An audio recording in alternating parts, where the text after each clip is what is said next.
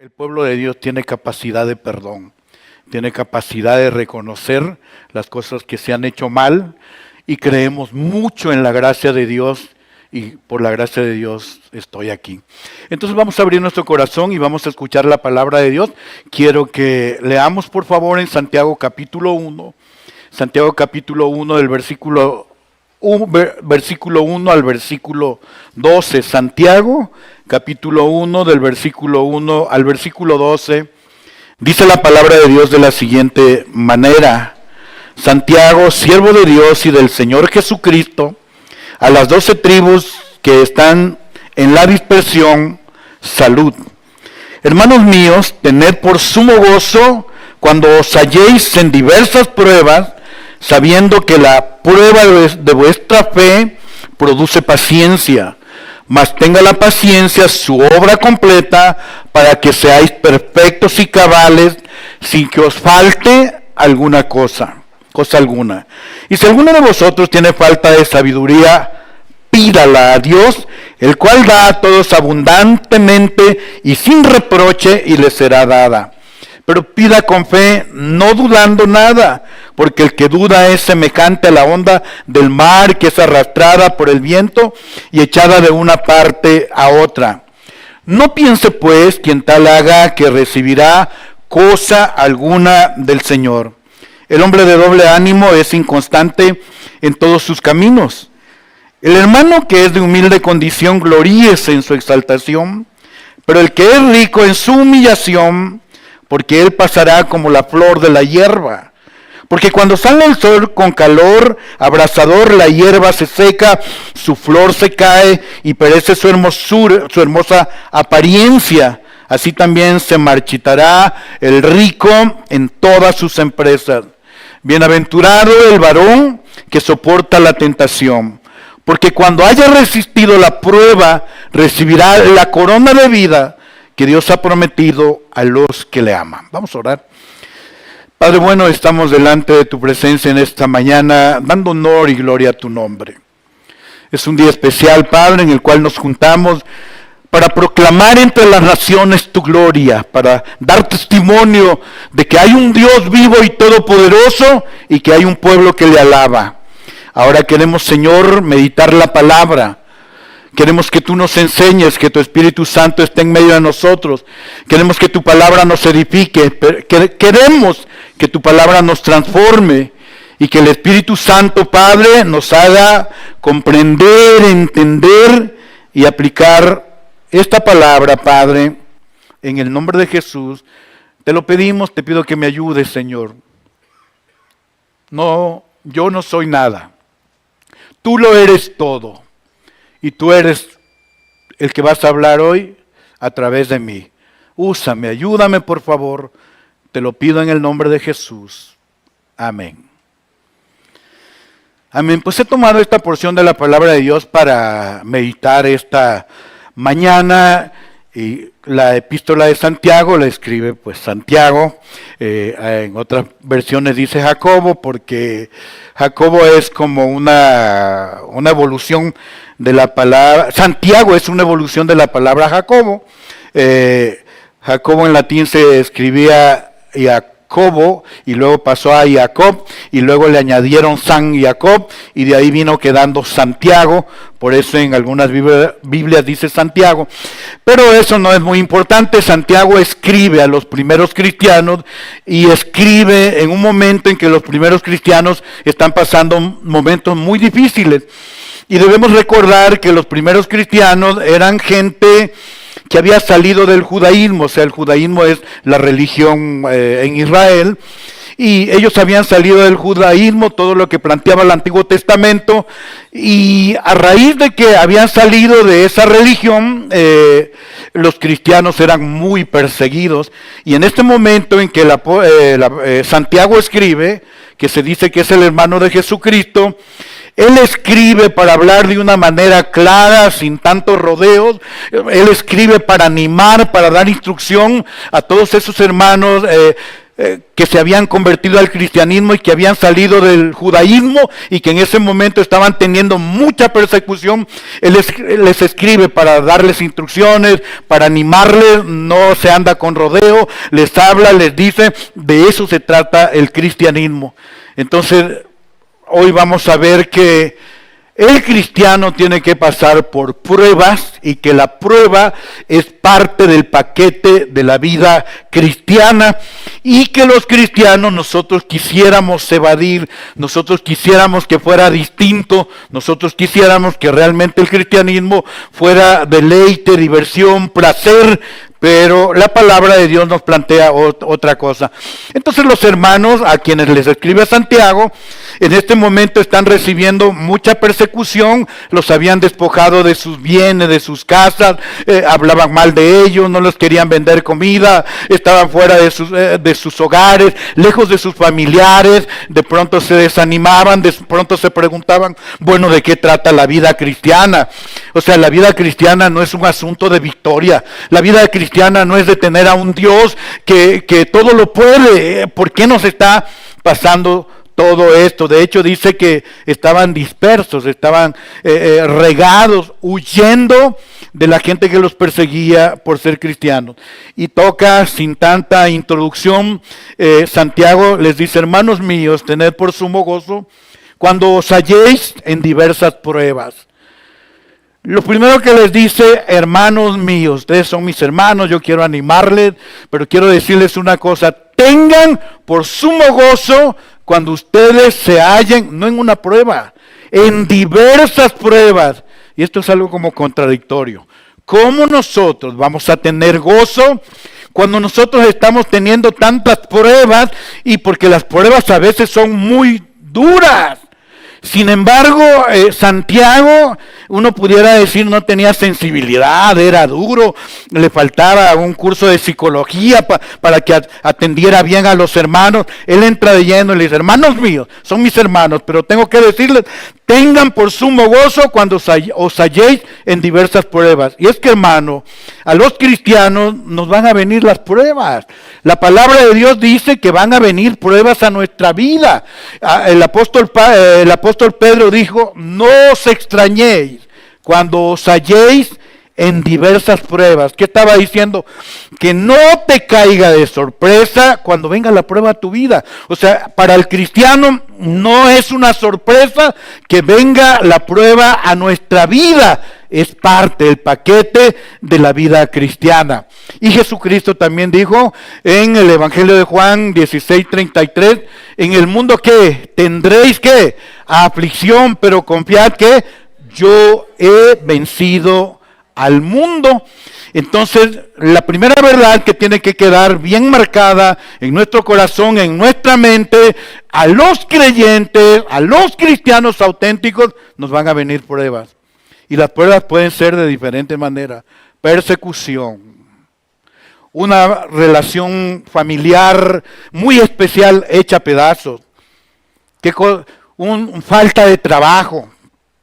¿Qué otra cosa? La pérdida de un ser querido. ¿Qué otra cosa? Una enfermedad, cualquiera que sea, o una enfermedad terminal. O sea, a nuestra vida pueden venir diversas pruebas. Entonces, tenemos que armarnos de ese pensamiento.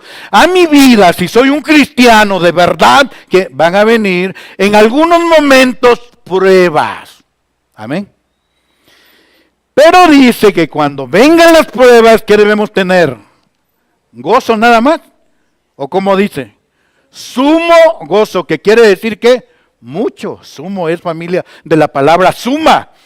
Que tengan mucho gozo. Ahora yo pregunto, en medio de las pruebas es fácil tener sumo gozo. Miren, les voy a platicar. El 27 de abril asesinaron a mi hijo en la ciudad de Villahermosa.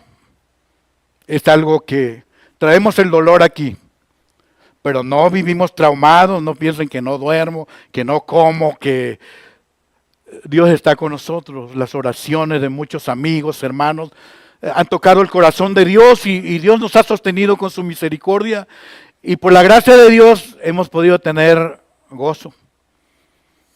Pero no nada más pasó eso. A la semana se murió mi cuñada. Y en esa semana también un sobrino mío se mató en la motocicleta. Pero no solamente eso. Uno de mis familiares queridos estaba teniendo un problema difícil. O sea, teníamos como 5 pruebas difíciles de digerir.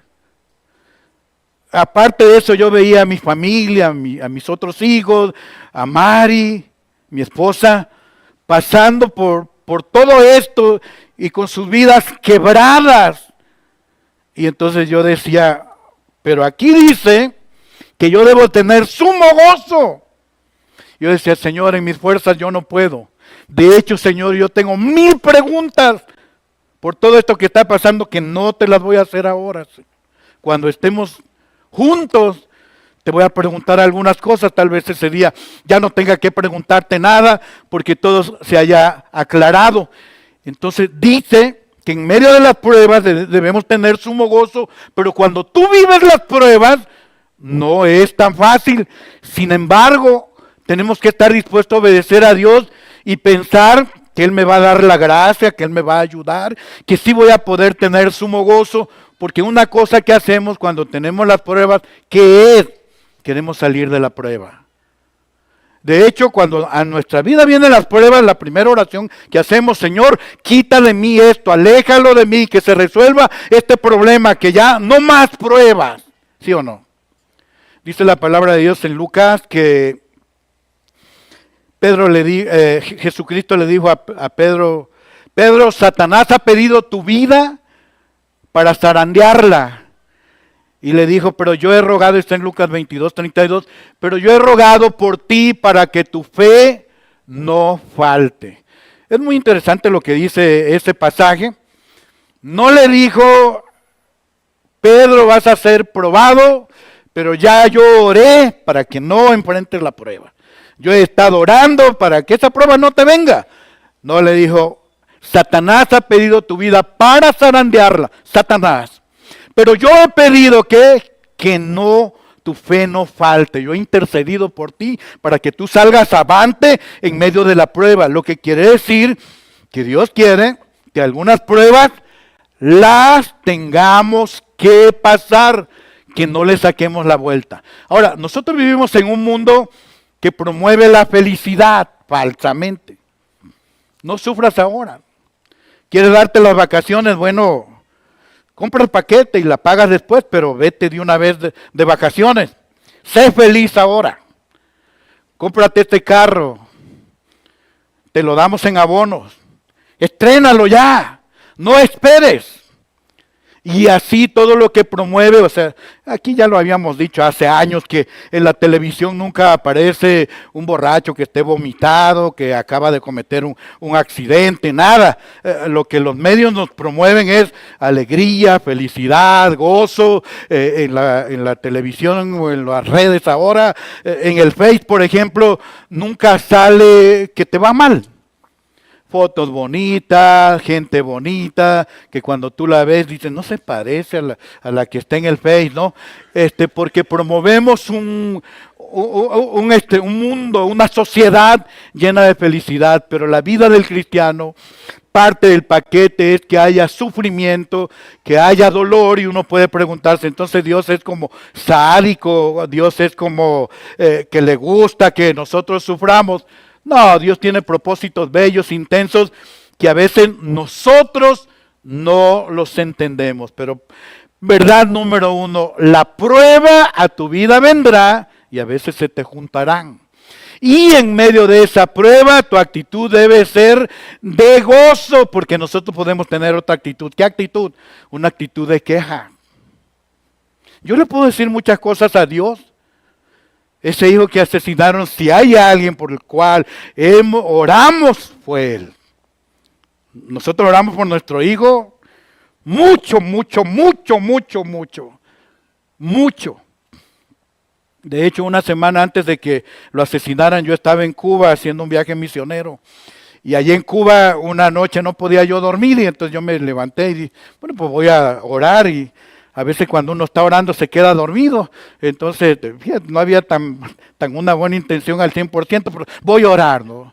Y me puse a orar y a orar y a orar, y eran las 2 de la mañana, 3 de la mañana, 5 de la mañana, y no me dormí. Y en todo ese tiempo dediqué un tiempo para orar por mi hijo. En el corazón yo creo percibía que podía pasar algo.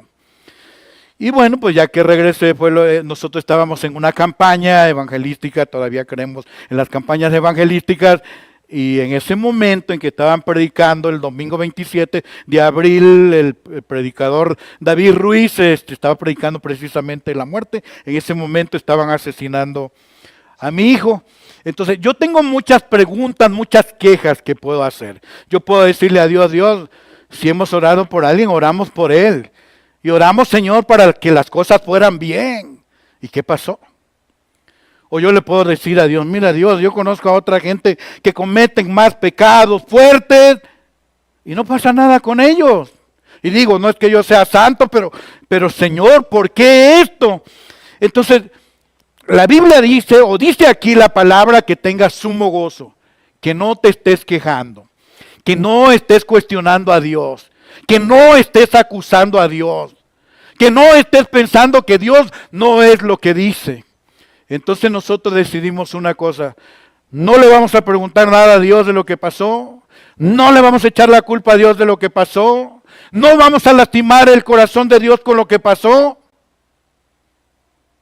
y vamos a hacer lo que hizo Job. Dice que adoró, y eso hicimos, o eso hacemos todavía.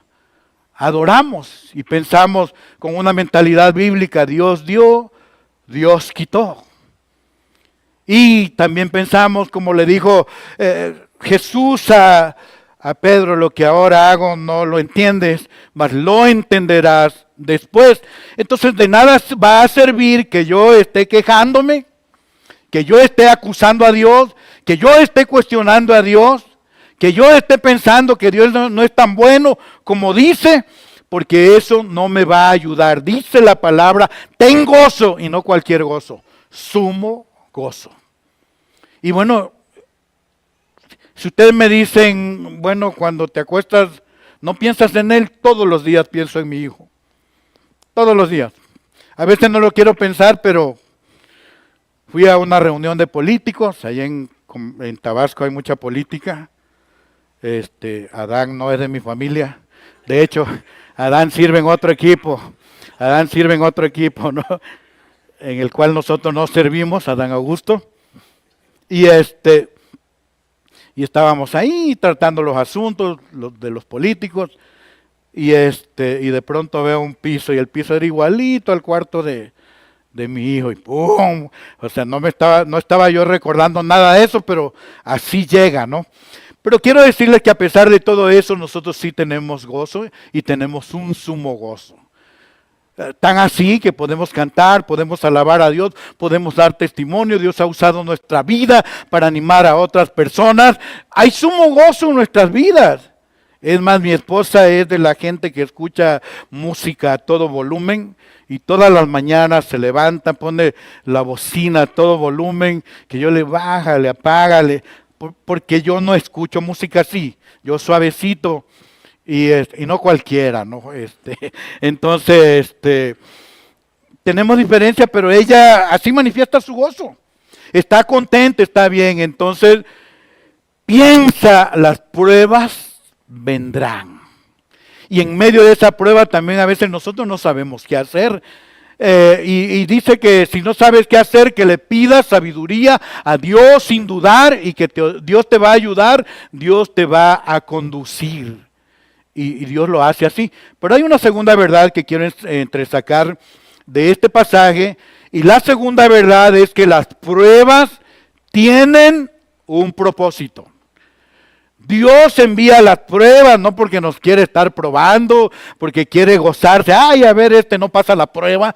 Dios manda las pruebas porque a través de las pruebas Él nos está madurando, Él nos está forjando, Él nos está desarrollando, Él está desarrollando carácter en nosotros, Él está haciéndonos crecer a la estatura del varón perfecto, que es Cristo Jesús. Él nos está preparando para que podamos resistir tantas cosas que nos pueden pasar. Dice el versículo 2, hermanos míos, tened por sumo gozo cuando os halléis en diversas pruebas, sabiendo que la prueba de vuestra fe produce paciencia. Mas tenga la paciencia su obra completa para que seáis perfectos y cabales sin que os falte cosa alguna. Entonces, número 2, el propósito de las pruebas es que Dios quiere madurarnos, quiere forjar carácter en nosotros, quiere hacernos útiles, fuertes, para que nosotros también le podamos servir, y quiere transformar también nuestro carácter, porque a veces tenemos un carácter terrible, ¿sí o no?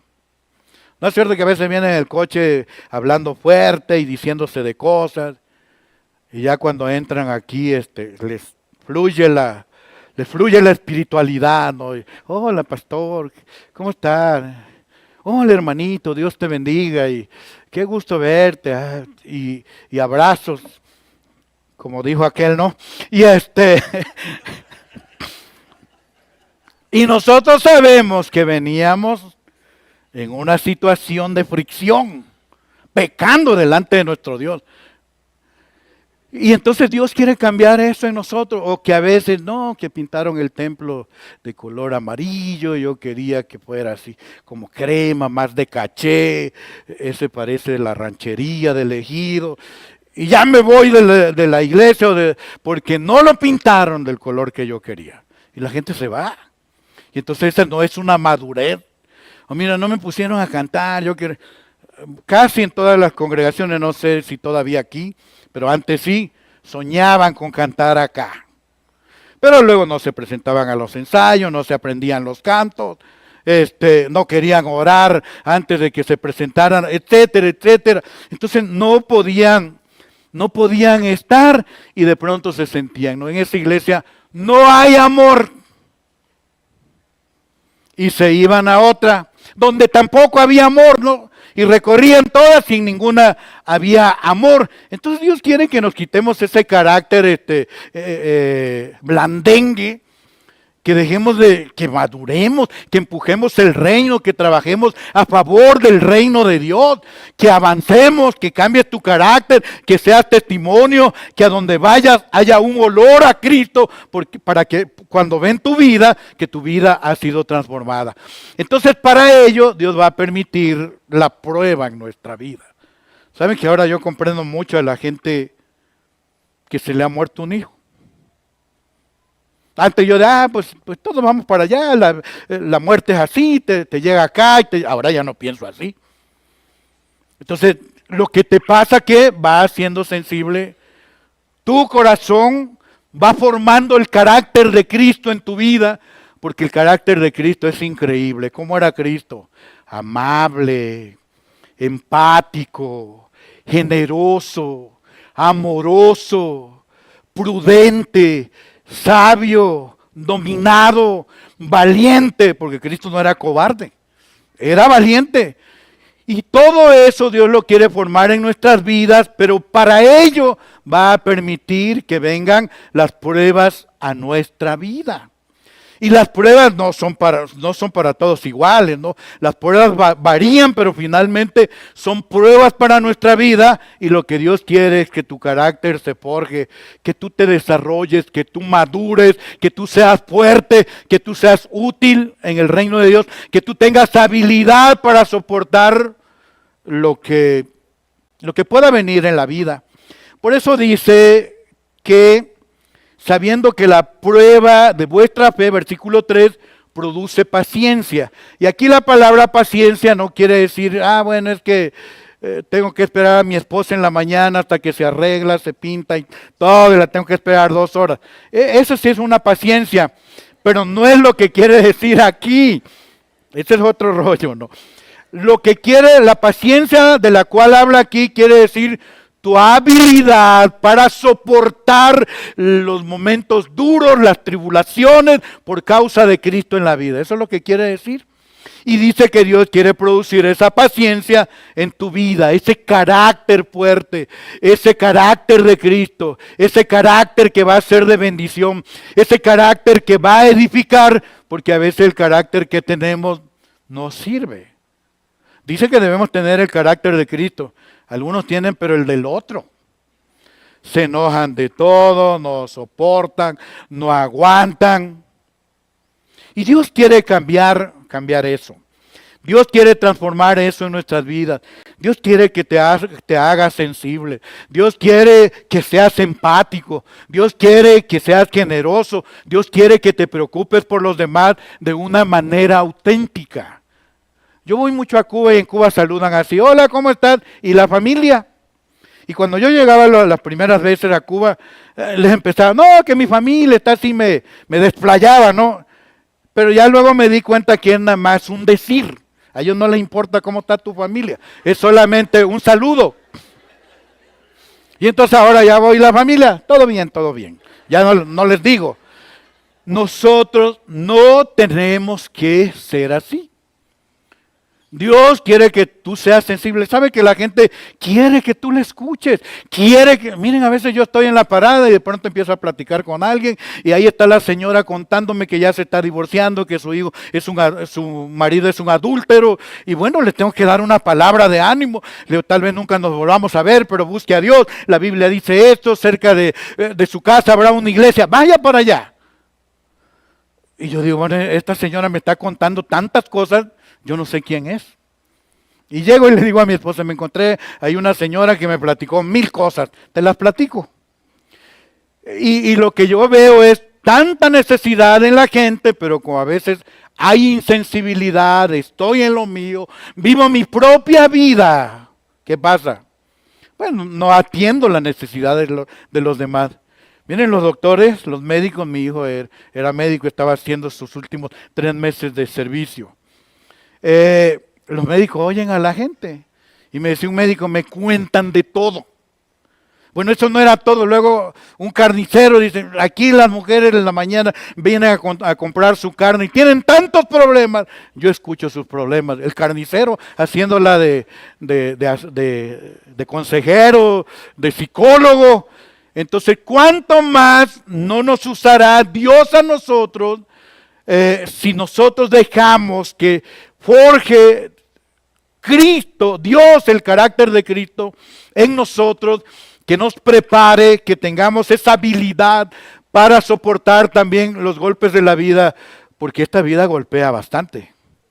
Uno puede llegarse a preguntar: bueno, si la vida me golpea tanto, entonces la vida cristiana tiene algo bueno, algo positivo o no. Y bueno, yo les pregunto: si va a ser sufrimiento, persecución, dolor, angustia, hambre, necesidad, caminar con Cristo, no hay nada positivo por caminar con Cristo. ¿Hay o no hay? ¿Qué hay?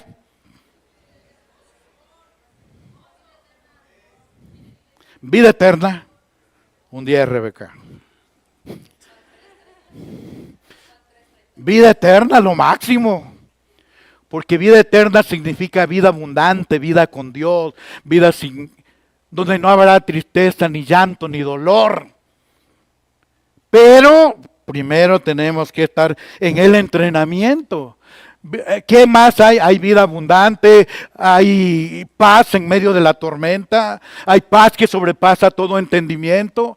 Por caminar con Cristo hay una esperanza. Este mundo está terrible. Este mundo, yo he platicado con muchos hermanos, pastores, y hay algunos pastores, sobre todo mayores de edad, que me dicen: hermano, yo ya quiero que venga Cristo. Este mundo está cruel. Porque nosotros vivimos en el estado de Tabasco todos los días matan a 3, a 4, a 5, a 10, secuestran, roban, extorsionan. Es de lo peor. Y entonces sí sentimos esa presión. Pero sí hay un beneficio de caminar con Cristo, claro que sí. Y todo lo que en esta vida cuesta hay que pagar un precio. Por eso el precio de caminar con Cristo, bueno, es que vamos a pasar por diversas pruebas. Pero al final, ¿qué? Nuestro carácter va a ser forjado. Tú vas a ser transformado. Miren, las pruebas, las experiencias en la vida, los momentos duros que nosotros hemos pasado, han cambiado nuestro corazón, nos han hecho sensibles, nos han hecho preocupados verdaderamente por las demás personas, nos han ayudado a servir a los demás, nos han ayudado a trabajar por la obra de Dios y lo hacemos con todo nuestro corazón y Dios ha ido cambiando nuestro carácter. Si yo hubiera tenido un hijo a los 18 años y a los 25 lo matan, no sé, yo me muero. Yo no hubiera podido soportar esa carga tan fuerte.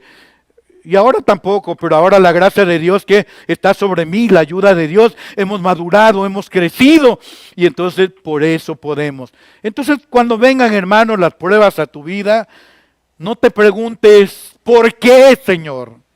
Pregúntate, ¿para qué, Señor?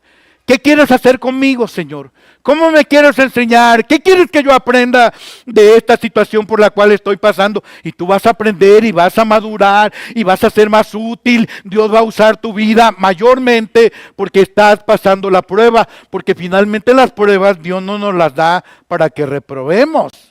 O sea, ningún maestro te somete a un examen para que repruebes. Te somete a un examen para que demuestres, ya crecí, ya aprendí.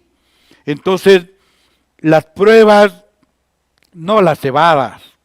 Siempre nuestra oración es, sí, Señor, quítame esta prueba. ¿Y cuál es tu prueba? Mi marido, pues no la va a quitar.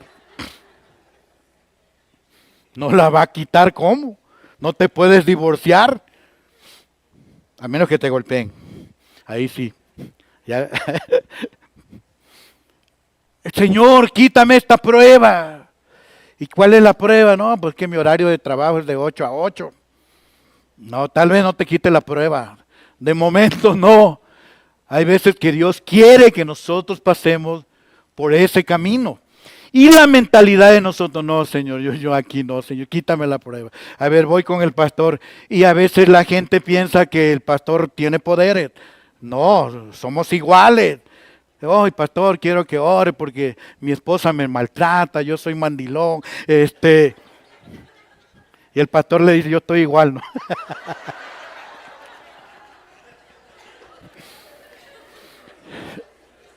Y Dios quiere que tú vayas pasando esa prueba, ¿no?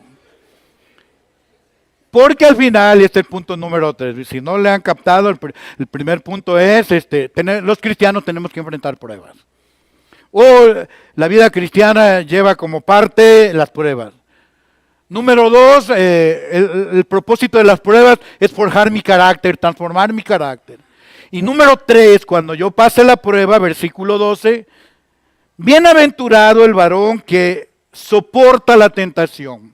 Aquí yo creo la palabra tentación no es la más adecuada en la traducción. Dice, porque cuando haya resistido la prueba, debe ser prueba, recibirá la corona de vida que Dios ha prometido a los que le aman. Hay un premio, hay un galardón, hay una bendición para la persona que soporta la prueba. Claro, nosotros pensamos en esta bendición a futuro. No, pues cuando yo llegue, a ver, aquí está la corona, Alfonso, aquí está la corona, Arturo, aquí está tu corona, Rebeca, y va a ser así. Pero esa corona también quiere decir, y ahora, cuando pases la prueba, ¿qué va a pasar contigo? Tendrás una vida abundante. Tendrás una vida de bendición. Tendrás una vida donde Dios va a estar contigo.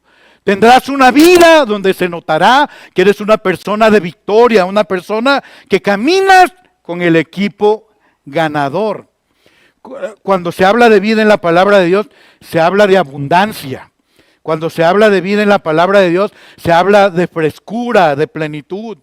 Se habla de ir adelante, se habla de victoria. Y dice que eso va a haber para nuestra vida cuando nosotros soportemos la prueba o las diversas pruebas por las cuales nosotros estemos pasando. Y bueno, hay una corona de vida también en el futuro, en los tiempos finales, o cuando sea ya la consumación de todo este mundo y vivamos en el lugar donde no habrá llanto, ni tristeza, ni dolor. Entonces también ahí tendremos la corona de vida. Entonces, nosotros tenemos que tomar de una manera adecuada el asunto de las pruebas. Y el hecho de que yo tenga pruebas no significa que yo ando en pecado.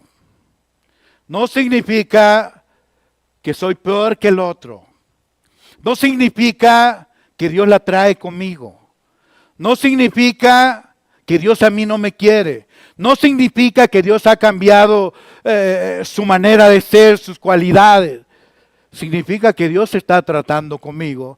Y Dios trata conmigo como no trata contigo. Sinceramente a mí, no me gustaría que a ninguno de mis hermanos pastores, bueno, de mis hermanos, pues, ¿qué digo? De toda la sociedad le pasara lo que a mí me pasó. Es algo muy fuerte. Es algo muy difícil de digerir. No lo deseo. Y a veces yo digo, Dios, hay otros pastores más resistentes que yo. ¿Y por qué a mí me pasó, no? Pero Dios tiene un trato conmigo. Y Dios va a tener un trato con cada uno de ustedes. Entonces, no te espantes. Vale la pena resistir la prueba, porque después que pases esa prueba, Dios va a usar tu vida. Y Dios usa nuestras vidas. Miren, ayer mi esposa estuvo predicando.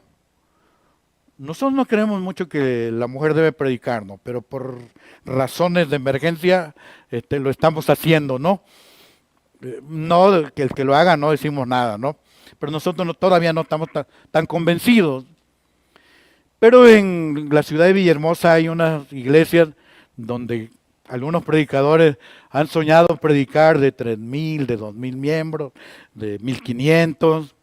Y ayer hubo una reunión femenil y a mi esposa le invitaron a predicar ahí. Y estaba yo platicando con ella en la tarde y le digo, oye, ¿cómo te fue?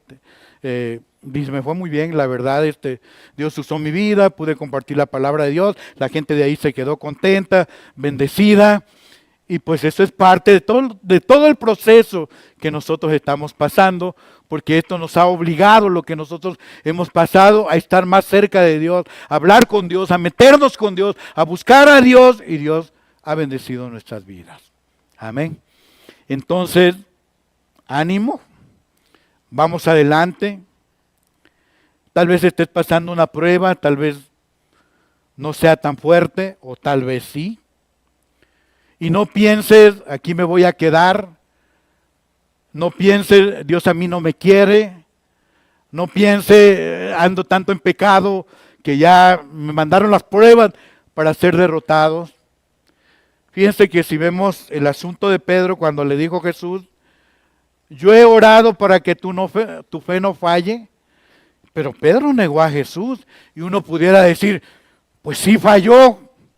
No falló por lo siguiente. Sí lo negó. Pero después que lo negó, Pedro tuvo la capacidad de arrepentimiento. La capacidad, aunque no lo dice la Biblia, nada más dice que le echó una mirada, pero esa mirada lo decía todo y realmente sí se arrepintió y su fe no falló. Y Cristo le había prometido a Pedro que le daba la llave del reino. Y es que cuando Pedro predica en el libro de los Hechos, se convierte en las primeras 2 veces 8,000 personas. Abrió el reino de Dios para la gente judía. Y luego en Hechos capítulo 10, él abre también el reino de Dios para la gente gentil, para los no judíos. Y bueno, la iglesia crece, empieza.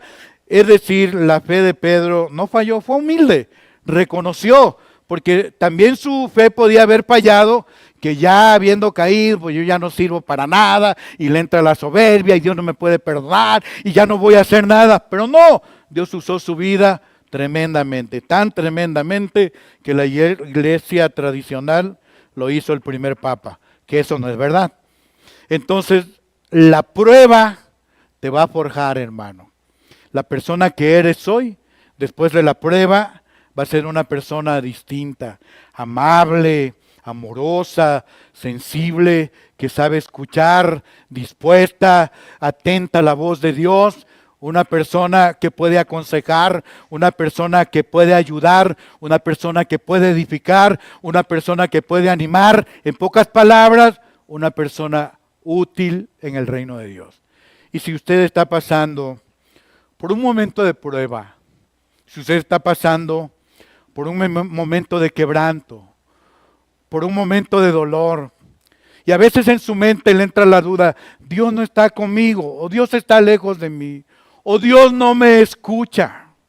Los salmistas decían, escucha mi oración, porque de pronto llegaban a pensar, Dios no nos escucha.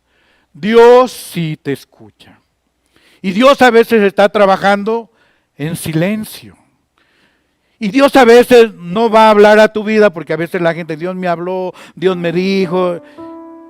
Y yo digo, pues yo no sirve mucho mi cel, ¿no? Porque no me habla así. Pero Dios trata con la gente de diferente manera. Sea lo que sea, lo que dice la palabra de Dios es verdad. Y Dios dice que tú eres su hijo. Dios dice que tiene cuidado de ti. Dios dice que a sus ángeles mandará acerca de ti que te guarden en todos tus caminos. Dios dice, con Él estaré yo en la angustia. Dios dice, seré tu sombra a tu mano derecha. Dios dice que Él estará contigo.